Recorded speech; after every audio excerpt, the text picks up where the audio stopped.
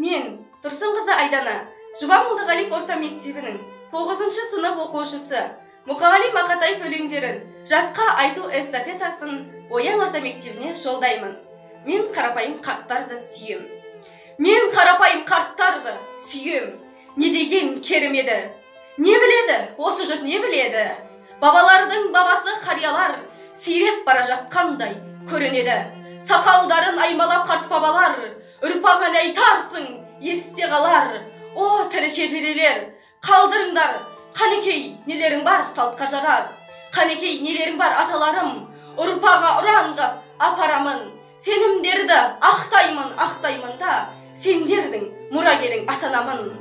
Осылай деп қарттардан қалап келем, өнеге өсиетін санап көрем. Сұрап келем, талмаймын, сұраймын, себебі мен де бір күн жауап берем. Қарттар бізді тастайды ау, күйінемін, ой өмір-ай, не деген қиын едің.